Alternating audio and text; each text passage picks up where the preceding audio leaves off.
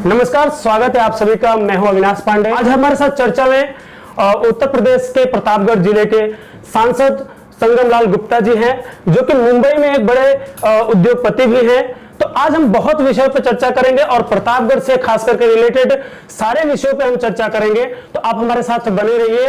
संगम जी, आपका स्वागत है विश्व वार्ता के अंक में। आप हमारे दर्शकों को पहले ये बताइए कि मुंबई में एक उद्योगपति और प्रतापगढ़ से रिलेटेड वहां के सांसद, तो किस तरह से सारी चीजें मैनेज होती है सर? देखिए, प्रतापगढ़ 2017 में हम विधायक थे वहां पे जी। और उसके पहले हमारी एक इच्छा थी जी। कि हम प्रतापगढ़ की सेवा करेंगे, प्रतापगढ़ में एक नया बदलाव करेंगे। बिल्कुल। 17 में वहाँ की प्रतापगढ़ सदर की जनता ने अपना आशीर्वाद दे के हमें विधायक निर्वाचित किया और योगी जी के नेतृत्व में भारतीय जनता पार्टी की सरकार निरंतर विकास के पथ पर। आज़ादी के बाद हमारे प्रतापगढ़ में मेडिकल कॉलेज नहीं था। विधायक बनने के बाद हमारा पहली प्राथमिकता रही, क्योंकि छोटे से एक्सीडेंट में या तो लोग प्रयागराज जाते थे और या तो लखनऊ रिफ़र होते थे, चाहे सिटी स्कैन हो, कुछ भी छोटा सा भी कोई एक्सीडेंट में, तो हमारी पहली प्राथमिकता थी कि वहाँ पे एक मेडिकल कॉलेज बने। हमने माननीय मुख्यमंत्री जी से, माननीय गृह मंत्री जी से निवेदन किया और हमारे यहाँ मेडिकल कॉलेज का निर्माण शुरू हो गया है, जो कि 2021 में प्रतापगढ़ की जनता को समर्पित हो जाएगा कंप्लीट। कई ऐसे पुल थे जो आज़ादी के बाद उस गांव के लोग को एहसास ही नहीं था कि हमारा देश आज़ाद हो गया है। हमने 2 साल के कार्यकाल में 7 पुल हमने मंजूर कराया और कंप्लीट भी हो गया। हमने उसका उद्घाटन भी अभी हम अगले हफ्ते उसका करने वाले हैं, कंप्लीशन का। बात करें तो योगी जी हाल ताज में मुंबई आए थे और उनका एक ड्रीम प्रोजेक्ट नोएडा में जो बनने वाला है फिल्म सिटी को लेकर, तो आपसे ये सवाल है कि फिल्म सिटी लगभग कब तक बन के तैयार हो जाएगा? दूसरी चीज, सबसे बड़ा विषय, उत्तर भारतीय कलाकारों को क्या उसमें तरजीह दिया जाएगा? और तीसरी सबसे बड़ी बात कि जिस तरह से पुणे में कलाकारों को ट्रेनिंग के लिए FTA का है इंस्टीट्यूट है पूरा, तो क्या उस तरह से उत्तर प्रदेश में भी इंस्टीट्यूट बनेगा? और खास करके प्रतापगढ़ में जिस तरह से बेरोजगारी का आलम है और चारों तरफ देखा जाता है कि कहीं ना कहीं अव्यवस्था है, तो क्या वो कॉलेज इंस्टीट्यूट को आप प्रतापगढ़ लाने का प्रयास करेंगे? देखिए, उत्तर प्रदेश में और उत्तर प्रदेश के लोग बहुत सारे हमारे कलाकार हैं। जी बिल्कुल। और मुंबई में आके स्ट्रगल करते हैं। बिल्कुल। इसके लिए माननीय मुख्यमंत्री जी, उनके संज्ञान में जब लाया गया तो नोएडा में 1000 एकड़ में जी। उसकी जगह भी अलॉट हो गई है। 1000 एकड़ के अंदर फिल्म इंडस्ट्री की स्थापना वहाँ होने जा रही है। तो उससे बहुत सारे उत्तर प्रदेश में लोगों को रोजगार मिलेगा और जो हमारे कलाकार उत्तर प्रदेश से मुंबई में आके स्ट्रगल करते थे उनको वहीं पे काम मिलेगा, क्योंकि मुंबई जैसे जगह में कलाकार आते थे, स्ट्रगल करते थे, उनको रहने का जगह नहीं था, उनको खाने की व्यवस्थाएं नहीं थी। तो वो सब चीज़ों को देख के उत्तर प्रदेश सरकार ने निर्णय लिया है और उससे बहुत बड़े पैमाने पे इसका रोजगार का बढ़ावा मिलेगा और पूरी तरीके से जो हमारे उत्तर प्रदेश के लोग मुंबई में रहते थे कलाकार, वो वहाँ पे भी सारी चीज़ें कर सकते हैं। यहाँ महाराष्ट्र की सरकार की बात करें तो बहुत ही विरोधाभास चल रहा है। संजय राउत ने कमेंट किया कि कैसे लेके जाएंगे, उद्धव ठाकरे साहब ने भी यहाँ पे कमेंट किया कि कैसे लेके जाएंगे, हम देखेंगे। और उसके अलावा भी अन्य जो महागठबंधन के जो नेता है वो लगातार कमेंट कर रहे हैं कि ये आए हैं हम सबको जो है बटोरने, यहाँ से रोजगार लेके जाने, सब कुछ लेके जाने। ये आरोप प्रत्यारोप के दौर को आप कैसे देखते हैं? देखिए, ये तो बिल्कुल सही है कि उत्तर प्रदेश और बिहार के लोग यहाँ पे रहते हैं। जी बिल्कुल। और जब उनको अपने घर में ही रोजगार मिलेगा जी, और जब उनके अपने घर में ही सारी व्यवस्थाएं होंगी बिल्कुल तो उसकी प्राथमिकता वो पहले देंगे। बिल्कुल। तो यहाँ ले जाने का विषय नहीं है, वहाँ इंडस्ट्री की स्थापना होने जा रही है और लोग वहाँ भी अपना काम करेंगे। जिसको मुंबई आना है वो मुंबई भी आएगा। ऐसा नहीं है कि कोई चीज़ यहाँ से यहाँ बंद करके वहाँ ले जाया जा रहा है। बिल्कुल। वहाँ हम अपने लोगों को प्राथमिकता दे रहे हैं। जैसे कोरोना काल शुरू हुआ उसके बाद बड़ी संख्या में उत्तर प्रदेश के जो है गरीब मजदूर सब जाके यूपी पलायन किए, बिहार भी पलायन किए, हर जगह पलायन किए। खास करके हम प्रतापगढ़ की बात करेंगे क्योंकि आप प्रतापगढ़ के सांसद हैं, तो विशेषकर हमारा फोकस प्रतापगढ़ पे है। देखा यह जा रहा है कि जिस तरह से योगी जी ने वादे किए थे कि सभी का रजिस्ट्रेशन कराया जाएगा और सबको उत्तर प्रदेश में ही रोजगार दिया जाएगा, तो हम प्रतापगढ़ पे आते हैं। कितने लोगों के रजिस्ट्रेशन किया गया और कितने लोगों को जो है अभी तक रोजगार दिया गया, जबकि देखा यह जा रहा है कि बेरोजगारों का बड़ी फौज लगातार मुंबई, चेन्नई, हर जगह जो जहां से आए हैं वहां पलायन कर रहे हैं। ऐसे में आप क्या कर रहे हो? देखिए, आत्मनिर्भर भारत, जिसे हमारा प्रतापगढ़ 1 डिस्ट्रिक्ट और 1 प्रोडक्ट में है, वहाँ आंवले की खेती होती है और उसको बढ़ावा देने के लिए हमारी सरकार ने 1 डिस्ट्रिक्ट 1 प्रोडक्ट में चयनित किया गया। दूसरी, हमारे प्रतापगढ़ में एक एटीएल फैक्ट्री थी और वो एटीएल फैक्ट्री जब बंद हुई तो हम मुंबई चले आए, मगर वो एटीएल फैक्ट्री पुनः वहाँ इंडस्ट्रियल पार्क बनने जा रहा है। 100 एकड़ की जमीन में हमने विधायक के ही कार्यकाल में हमने उसकी शुरुआत की थी और अभी उसमें सफलता मिल चुका है। देखिए, रोजगार, जैसे कि आपने कहा कि रोजगार पैदा करना, तो रोजगार का बढ़ावा हमारी सरकार की प्राथमिकता है। तो रोजगार का बढ़ावा दिया जा रहा है और ज़्यादा से ज़्यादा वहाँ फैक्ट्री, ज़्यादा से ज़्यादा इंडस्ट्रियल, ज़्यादा से ज़्यादा लॉजिस्टिक पार्क, ऐसे 1 विंडो सिस्टम में सरकार ने प्राथमिकता के तहत पे उनको हर सुविधा देने का कार्य कर रही है। कथनी और करनी में जमीन आसमान का अंतर दिख रहा है सांसद महोदय। देखिए, जैसे कि हमारी सरकार 2017 में जी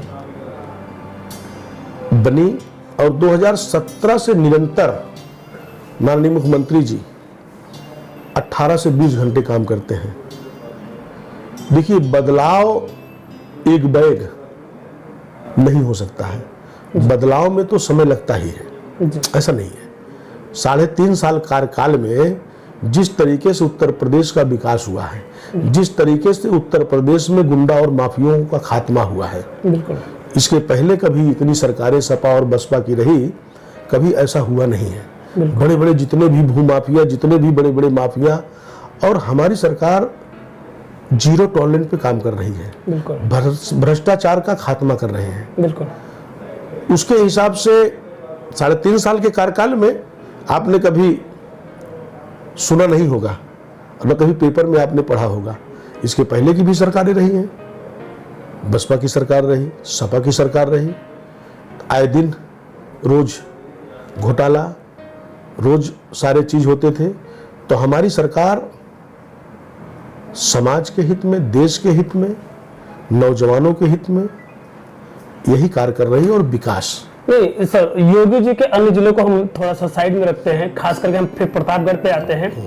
जो आप बोल रहे हैं कि गुंडा राज कम हुआ है, क्राइम रेट कम हुआ है, लेकिन मैं अगर आप प्रतापगढ़ की ही बात करूं, प्रतापगढ़ में लगातार क्राइम का जो दर है सर बढ़ता है और बढ़ रहा है, और आए दिन वहां पे डकैती, छिनैती और बलात्कार, अन्य जैसे मामले बढ़ते ही जा रहे हैं। सरकारें आती हैं, जाती हैं, लेकिन मामला जस का तस। और कहीं ना कहीं जो ब्यूरोक्रेट्स हैं, जो ऑफिसर्स हैं, जो पुलिस का महकमा है, सब पे एक बड़ा दबाव रहता है। और उसमें भी ये दिखाई देता है कि कहीं ना कहीं राजनीति, जो राजनेता हैं, उनके ही दबाव से वो लोग कार्रवाई नहीं कर पाते। तो ये इस पूरे प्रकरण को आप कैसे देखते हैं और क्यों क्राइम रेट कम नहीं हो रहा है प्रतापगढ़? देखिए, क्राइम रेट बिल्कुल कम हो चुका है। आप क्राइम रिपोर्ट आप प्रतापगढ़ का देख लीजिए। देखिए, छिटपुट जो घटनाएं की बात आप कर रहे हैं, तो छिटपुट जो घटनाएं होती रहती हैं वो कोई घटना नहीं है। जी क्राइम रेट बड़े पैमाने पे कम हो गया है। रोजगार का बढ़ावा देने के लिए प्राथमिकता है और हम खुद भी निरंतर लगे हुए हैं जी कि ज्यादा से ज्यादा लोगों को रोजगार। जी और हमारी सरकार, माननीय प्रधानमंत्री जी आत्मनिर्भर भारत के तहत बहुत सारी ऐसी योजनाएं शुरुआत किए हैं जी और उस पे लोगों को अच्छा खासा बढ़ावा मिल रहा है। और हमारी सरकार में जो काम हुआ है, इसके पहले हमें नहीं लगता है कि 50 सालों में कोई काम हुआ है। जी जी उसका मैं स्वयं उदाहरण हूं। देखिए, इतने दिनों से हमारा प्रतापगढ़ बाईपास से जूझ रहा था। हमने 300 करोड़ रुपए का बाईपास सेंक्शन कराया। अभी जनवरी में उसकी शुरुआत होने जा रही है। हमारा भंगवा की चुंगी था, वहाँ पे आप ओवर ब्रिज 110 करोड़ का रुपए का हमने इन्वेंशन कराया। 3-3, 4-4 घंटे वहाँ जाम होता था। इधर के 40 गांव कनेक्टेड हो गए। प्रतापगढ़ का विस्तार हुआ, सीमा विस्तार हुआ। हमारे कटरा टाउन एरिया का सीमा विस्तार हुआ और विकास और तेजी गति पकड़े। हमारे प्रतापगढ़ में 6 तो नए टाउन एरिया बनाए गए विकास को लेके। जी और दहिला मऊ में हमने अभी लेटेस्ट 20 करोड़ रुपए का पुल सेंक्शन किया कि बराछा पूरा कनेक्ट हो जाए। तो विकास हमारी सरकार में जितना हुआ है, कभी किसी सरकार में ऐसा हुआ नहीं है। एक सबसे बड़ा विषय ये है कि मैं भी किसान का ही बेटा हूं और प्रतापगढ़ में अधिकांश किसान ही बसते हैं। और अगर बात किया जाए किसानों की, तो किसानों को पहली बात तो उनके जो रेट होते हैं फसलों के, वो कहीं ना कहीं देखा जाता है प्रॉपर नहीं मिलता है। हालांकि इस बार कुछ मुस्तैदी डीएम साहब ने किया है। दूसरी चीज, सबसे बड़ा जो प्रॉब्लम है वहां पे छुट्टू जानवर का है, गाय सांड तरह के जो जानवर है उनका है। और मैं कहूंगा कि आप कहेंगे यही कि हमने बहुत सारे गौ सेंटर खोले हुए हैं वहां पे वगैरह, लेकिन हमने खुद जाके प्रतापगढ़ में निरीक्षण किया है कि वो सेंटरों पे ना गाय ली जाती है, ना जानवर दिए जाते हैं और उनके फंड रुके रहते हैं। और उसमें जो जानवर यदा कदा रहते भी हैं उनको चारा पानी नहीं मिलता है। तो किसानों को इस चीज से कैसे निजात मिले? उनके पूरे फसल बर्बाद हो जाते हैं। पैमाने पे देखिए, अभी शहर में लेटेस्ट अभी ने गौशाला अभी सेंक्शन हुआ है जी। हमारे कटरा में गौशाला बन गए, कंप्लीट है। शहर में कंप्लीट हो गया। मतलब कम से कम 20 गौशाला हमारे प्रतापगढ़ में कंप्लीट है। तो ऐसा नहीं है कि जिस तरीके से सरकार ने अगर गौ कसी को बंद किया है जी, तो उसी बड़े युद्ध स्तर पे गौशाला बनाने का भी कार्य किया गया है। सर, बनाने का कार्य किया जा रहा है। मैं फिर अपनी बात को दोहराना चाहूंगा, क्यों जमीनी स्तर पर किसानों को निजात नहीं मिले? उनकी फसलें सत्यानाश हो जा रही है, कोई फसल उगाना नहीं चाहता है। क्यों जमीनी स्तर पर नहीं पहुंच रही सुविधाएं? नहीं, ऐसा नहीं है। देखिए, कागजों पर तक रह जा रहा है। नहीं, बिल्कुल ऐसा नहीं है। ऐसा नहीं है। आप जमीनी हकीकत पता करिए। ये आपका आरोप बिल्कुल निराधार है, क्योंकि हम स्वयं इतने पहले शिकायतें आती थी हम लोगों के पास छुट्टा जानवर को लेके, मगर हमें नहीं लगता है कि 6-8 महीने से। विधानसभा के अंतर्गत आता है तरौड़ा गौशाला खुला हुआ है, वहां पे 5-6 जानवर है और वहां का जो देखरेख करने वाला व्यक्ति है बोलता है हमको फंड ही नहीं मिलता। और दूसरी बात, अगर किसान जो है कैसे कैसे डाला करके जानवर लेके जाते हैं, वहां पे डालते भी तो उसका 400-400 रुपए 500-500 रुपए लेते हैं। किसान कहां तक वहन करे सारी चीजें? देखिए कि जानवर तो किसान का ही होता है ना। ठीक है, तो अपने जानवर को ले जाके गौशाला में आप देते हैं, ओके, तो सरकार उनके खाने का, भूसे का, चारे का सारे प्रबंध कर रही है। ठीक है सांसद महोदय, कोई बात नहीं, आप जो बोलना चाह रहे। सबसे बड़ा विषय प्रतापगढ़ में औद्योगिक, अगर औद्योगिकरण की बात करें, चूंकि आप एक बड़े उद्योगपति भी हैं, तो अब आने वाले समय में किस तरह के वहां पे नए उद्योग निजात होंगे? और हमने एक बात और किया था, FTI कॉलेज जो कि फिल्म प्रशिक्षण का जो केंद्र क्यों नहीं प्रतापगढ़ में आ सकता, या फिर इसको लाने के लिए आप क्या करेंगे और किस तरह से नए नए रोजगार उद्योग लाएंगे? क्या है कि हमारे यहाँ आपको भी मालूम है कि एक ATL फैक्ट्री थी जी, शहर को लग के, जो 100 एकड़ की जमीन पे निर्माण था जी। उस जमीन को हमने, हाई कोर्ट में थी, उस जमीन को हमने क्लियर करा दिया है। अब उसमें इंडस्ट्रियल पार्क बनेगा और इंडस्ट्रियल पार्क बनने से 20 से 25 हजार लोगों को वहाँ रोजगार और नौकरी मिलेगी जी। तो इतना बड़ा काम तो हमारी सरकार में होने जा रहा है प्रतापगढ़ के लिए। उत्तर प्रदेश में सर नामकरण बहुत तेजी से चेंज हो रहा है, तो नामकरण से कहाँ विकास होता है?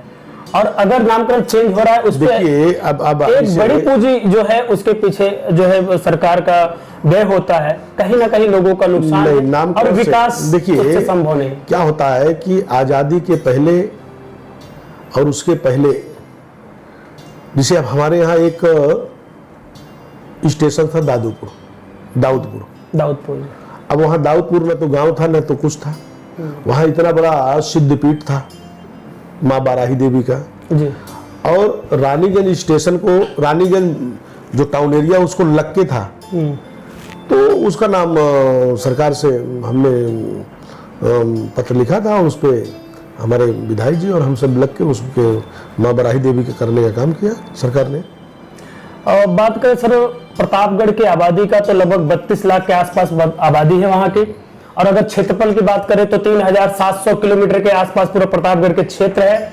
अगर गांव की बात करें तो वहां पे 2200 कुछ गांव हैं। ऐसे में 32 लाख आबादी के लिए कोरोना काल के टाइम का मैं बात बता रहा हूं, जो कि मैंने खुद सीएमओ से बात किया हुआ था, वहां पे एक वेंटिलेटर नहीं था और ना पे वहां पे उचित स्वास्थ्य सुविधा अभी तक मुहैया लोगों को हो पा रही है। लोग मुंबई, दिल्ली, कलकत्ता, लखनऊ जैसे जगह जा रहे हैं। क्यों नेताजी, क्यों? देखिए ऐसा है कि प्रतापगढ़ छोटा शहर था और ऐसी आपदा ये किसी को मालूम नहीं था। पूरे देश में जो आपदा आई जी, इस कोरोना महामारी, पूरे देश, फिर भी हमारा उत्तर प्रदेश जी, पूरे देश में उत्तर प्रदेश पहले नंबर पे उसकी प्राथमिकता है। बिल्कुल। आप उठा के देख लीजिए तो माननीय मुख्यमंत्री जी ने कितने अच्छे से उत्तर प्रदेश को हैंडल किया है। प्रतापगढ़ में कितने वेंटिलेटर्स आए सर अभी? प्रतापगढ़ में आज भी है 6-7 वेंटिलेटर, आज भी है। ओके। हाँ, उचित स्वास्थ्य सुविधा मिलने लगी है? हाँ, देखिए उचित स्वास्थ्य सुविधा तो मिल ही रही है जी। देखिए कोरोना काल में तो अच्छे अच्छे बड़े बड़े अस्पताल, पीजीआई जैसे हॉस्पिटल डिस्टर्ब हो गए थे। तो ऐसा नहीं है, क्योंकि उस समय हर आदमी अपनी जान को तो डरता था ना। जी। आज तो कोरोना अभी समाप्ति के कगार पे है। अब इसकी वैक्सीन भी आ गई है, बहुत जल्द लोगों को वैक्सीन देना शुरू कर देगी हमारी सरकार। सर ठीक है, अभी एक तरह से देखा जाए कहीं ना कहीं हिंदूवादी विचारधारा पूर्ण रूप से उत्तर प्रदेश के में सक्रिय दिखाई देती है। कहीं ना कहीं कुछ लोग आरोप प्रत्यारोप लगाते हैं कि मुस्लिम तुष्टीकरण या मुस्लिम को दरकिनार किया जाता है। तो इस पूरे मसले को आप कैसे देखते हो? और ऐसे में अगर स्थिति ये हो कि कभी भी उत्तर प्रदेश में दंगा फसाद हो सकते हैं और जातिवाद के अंतर्गत कुछ भी हो सकता है, तो ऐसे में व्यापार को कौन सेटअप करेगा, कहां से संभव? देखिए 3.5 साल के कार्यकाल में जी, आपने कहीं सुना नहीं होगा कोई दंगा हुआ।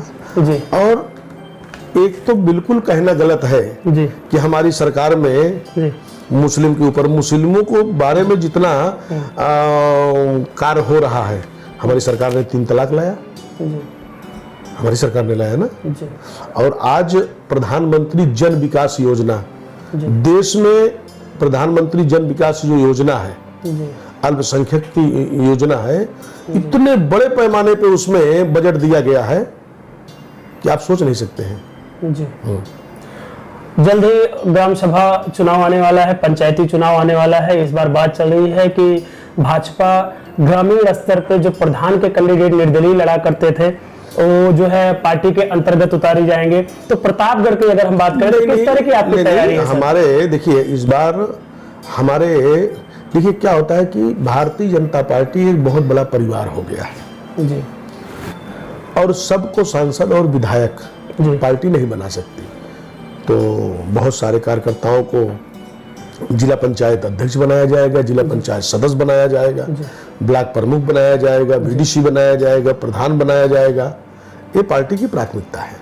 जी सर, आपके बारे में चर्चा रहती है कि कहीं ना कहीं अगर महाराष्ट्र की राजनीति की बात करें, खासकर मुंबई की राजनीति की बात करें, तो दिखाई ये देता है कि भाजपा में कोई ऐसा प्रतिनिधित्व नहीं है जहां पे उत्तर भारतीय का दुखड़ा सुना जा सके, यानी कि उत्तर भारतीय का ढंग से जो है सहानुभूति देने वाला या उनके परेशानी को देखने वाला कोई व्यक्ति नहीं। आप एमपी हैं, देखिए, आप एमपी हैं वो प्रतापगढ़ के, तो ऐसा कयास लगाया जा रहा है कि भविष्य में आप यहाँ से विधानसभा भी लड़ सकते हैं और अपनी राजनीति को यहाँ स्थापित कर सकते हैं। देखिए, ये मुंबई हमारी कर्म भूमि है जी, और प्रतापगढ़ हमारी जन्मभूमि है जी,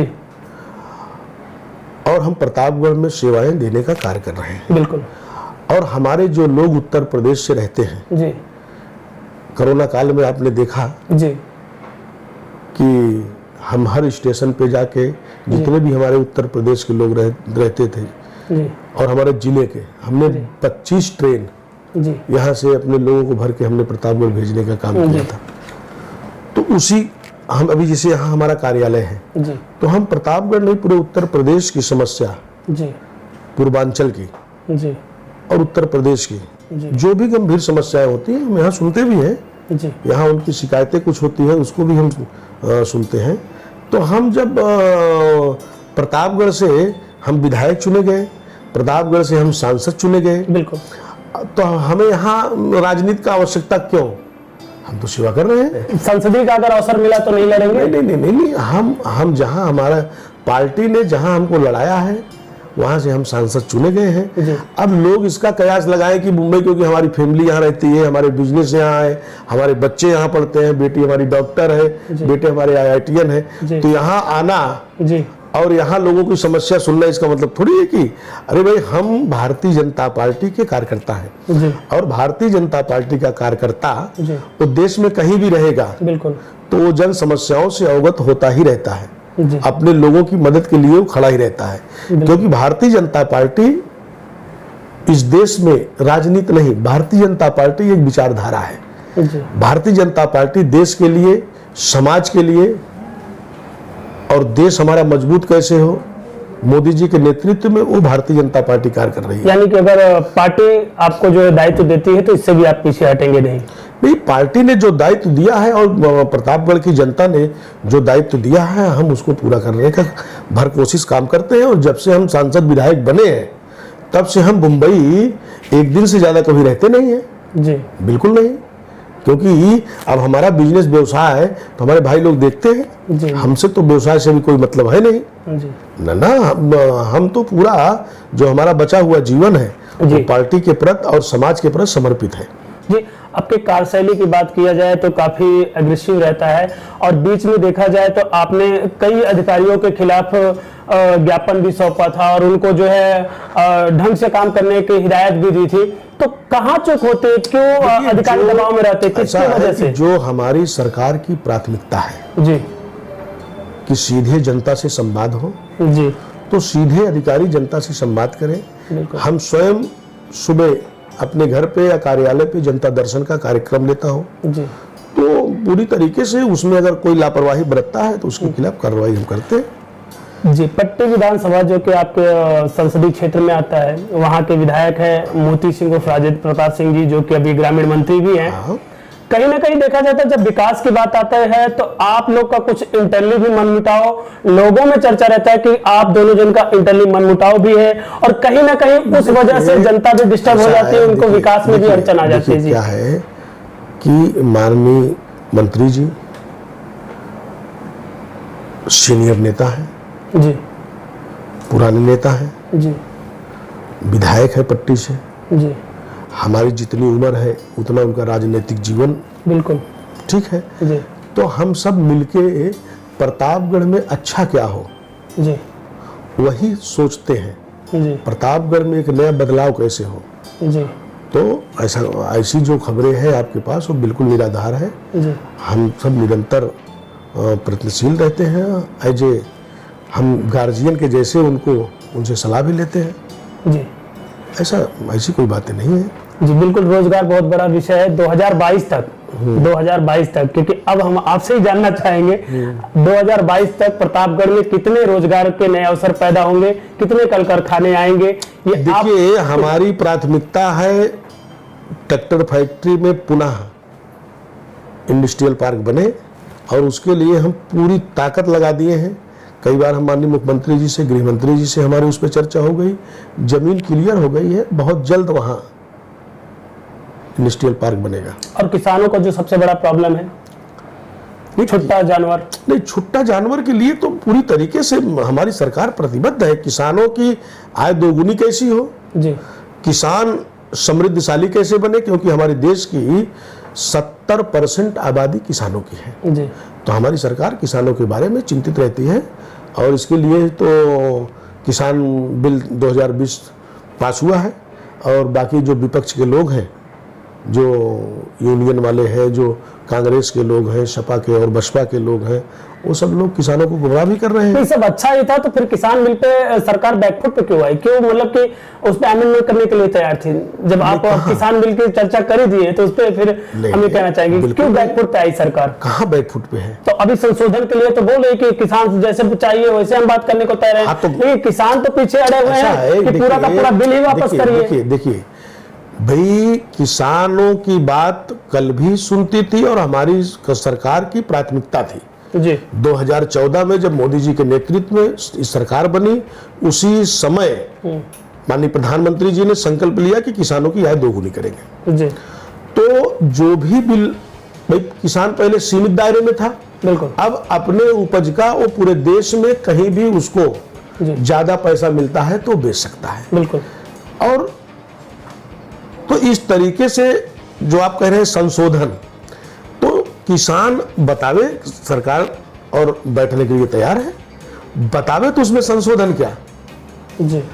भाई? आप कह रहे हैं कि वापस ले लो, तो वापस ऐसे कैसे भाई? हम किसी राजनीतिक दल के कहने से थोड़ी वापस हो जाएगा। जी जी। भाई किसान को उसमें कहां से कमी है, किसान को दिक्कतें कहां पे है, किसान को क्या उसमें उस कानून में कहां उनको तकलीफ है, कहां, अगर किसान बताते हैं तो हमारी सरकार तो किसान के साथ चर्चा करने के लिए तैयार थी और आज भी तैयार है। जी जी बिल्कुल।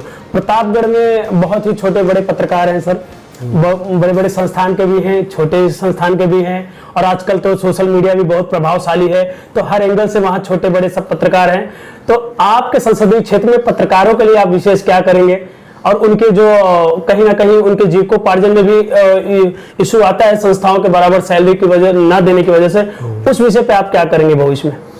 देखिए, एक तो पहली हमारी एक तो प्राथमिकता है कि भाई हमारे प्रतापगढ़ में पत्रकारों का क्लब नहीं है कि जहां हमारे सारे पत्रकार बैठ के हम प्रेस वार्ता कर सके, हम और सारे चीज पे चर्चा कर सके। तो उसके लिए हमारी पूरी कोशिश है कि एक पत्रकार परिषद भवन बने और वहाँ हमारे सारे पत्रकार, क्योंकि पत्रकारों के लिए हमारी पहली प्राथमिकता है। जी। बात करें योगी जी की, तो योगी जी कई बार मुंबई आ चुके हैं व्यापारियों को, उद्योगपतियों को ले जाने के लिए, लेकिन कहाँ गड़बड़ी हो रही है कि जो उद्योगपति उस स्तर पे नहीं जा रहे हैं जिस स्तर पर योगी जी प्रचार प्रसार कर रहे हैं महाराष्ट्र में? देखिए, बहुत बड़े पैमाने पे उद्योगपति वहां जा रहे हैं निवेश करने के लिए। देखिए क्या होता है, कोई भी चीज में समय तो लगता है ना जी। जमीन क्लियरेंस, फैक्ट्री डालना है, फिर सारे चीज, तो सारी चीजें ये आपको दिखेगा जी। ये आपको 2-4-6 महीने में और बड़े पैमाने पे दिखेगा। आपके संसदीय क्षेत्र में जितनी भी 7 विधानसभा है, उसमें सबसे ज्यादा परेशानी किस विधानसभा में आप समझते हैं, और उसके लिए आप क्या करने वाले हैं? देखिए, प्रतापगढ़ में रोजगार का स्थापना करना जी, और उसके लिए ट्रैक्टर फैक्ट्री हमारी पहली प्राथमिकता है। जो कई बार आप ये चीज, और उसके अलावा आप क्या करने वाले हैं? इतनी बड़ी जगह तो प्रतापगढ़ में एक ही है ना जी। रोजगार लाने के लिए भी तो जगह चाहिए ना। बिल्कुल अविनाश जी। जी बिल्कुल। तो रोजगार लाने के लिए जब जगह चाहिए तो जगह तो प्रतापगढ़ में एक ही है जी, जो शहर को लग के है। बिल्कुल ठीक है। और दूसरा भी एक हम कौशल विकास केंद्र एक स्थापित हम बड़े पैमाने पे कर रहे हैं जी, जहां पे युवाओं को ट्रेनिंग दिया जाएगा। बिल्कुल। और उनको प्राइवेट सेक्टर में जी जॉब दिलाने का भी काम जी, उसको हम स्थापित कर रहे हैं। उसको भी सरकार के तहत हमारे एक जानने वाले हैं, उनकी एक कंपनी है, उनकी कंपनी में 17,000 लोग काम करते हैं जी। तो वो एक सरकार के तहत पीपीई मॉडल पर एक केंद्र वहां स्थापित करने के लिए जी प्रतापगढ़ में उनको हम लाए हैं। प्रतापगढ़ की महिलाओं को स्वावलंबी बनाने के लिए, आत्मनिर्भर बनाने के लिए एक प्रधानमंत्री जी की योजना है समूह सखी का पूरा योजना, जो कि बहुत बड़े स्तर पे कई जिलों में, कई राज्यों में बड़े स्तर पे चल रहा है। लेकिन हम प्रतापगढ़ की बात करें सर, तो कहीं ना कहीं जो उनके फंड्स होते हैं 6-6 महीने 10-10 महीने 1-1 साल हो गए समूह का गठन होके, लेकिन अभी तक उनका फंड नहीं मिला है, तो वो नए कार्य कहां से देखिए शुरू क्या करते है हैं? कि समूह का गठन बहुत स्पीड में हो रहा है, जो हमारी जानकारी में है भी, जी और सरकार की प्राथमिकता भी है, जी क्योंकि समूह को जो अब नए कोटे का चयन हो रहा है, जी वो नया कोटा जो है जी सस्ते गल्ले की दुकान जो है जी उस समूह को ही दिया जा रहा है। जी तो समूह को बढ़ावा देने के लिए सरकार की प्राथमिकता और बहुत बड़े पैमाने पे अब गठन होने का कार्य हो रहा है। सर, पट्टी विधानसभा की बात करें तो आपके क्षेत्र के अंतर्गत आता है, वहां पे कुछ गुंडा किस्म के लोग हैं जिन पे बड़े स्तर पे कार्रवाई हुई है, और कहीं ना कहीं वो सब ये बोले कि ये सारी चीजें सत्य नहीं है और ये सब भाजपा के एक षड्यंत्र है जिसके अंतर्गत हमें फंसाया जा रहा है और सपा को जड़ से कमजोर करने का प्रयास किया जा रहा है। तो इसमें कितना देखिए, जिसकी आप बात कर रहे हैं जी उनका इतिहास उठा के आप देख लीजिए जी भाई, जिसके ऊपर इतने सारे मुकदमे दर्ज हो, जी वो कोई एक दिन में तो नहीं दर्ज होता ना।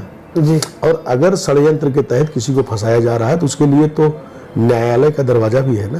जी बिल्कुल, वही हम कह रहे हैं कि मुकदमा तो हमारे आप पे भी हो सकता है, लेकिन उसके बाद की जो नहीं, देखिए ये बिल्कुल नहीं है ना कि 50 मुकदमा जी बिल्कुल किसी के इशारे पे नहीं लग सकता ना। जी बिल्कुल अगर उनकी स्टोरी और उनके इतिहास, उनके चरित्र अगर उस तरीके से होंगे जी। तो ही मुकदमा दर्ज हुआ होगा ना। ऐसा तो मुकदमा किसी के ऊपर कैसे दर्ज हो जाएगा? यानी कि किसी राजनीति भाजपा के राजनेता के इशारे पे ये सारी चीजें नहीं हो रही, ऐसा नहीं आप हो सकता। मानते इस नहीं, हम नहीं क्यों मानेंगे जी भाई? ये इतने ज्यादा मुकदमा किसी के इशारे पे हो सकता है, जी और ऐसा अगर किसी के इशारे पे हो जी। तो सारे लोगों के ऊपर इतने मुकदमे दर्ज हो जाए। जी राजनीति में बहुत सारे प्रतिद्वंदी होते हैं, जी ऐसा बिल्कुल ठीक नहीं है, ये गलत प्रचार है। जी धन्यवाद इस वार्ता से आपको बात करने के लिए सर। तो ये थे हमारे साथ प्रतापगढ़ के सांसद महोदय संगमलाल गुप्ता जी। आप हमारे साथ ऐसे ही बने रहिए और नए नए विषयों के साथ में आपके परेशानियों को लेकर नए नए लोगों से हम बात करते रहेंगे। तब तक के लिए हमें इजाजत दीजिए। धन्यवाद।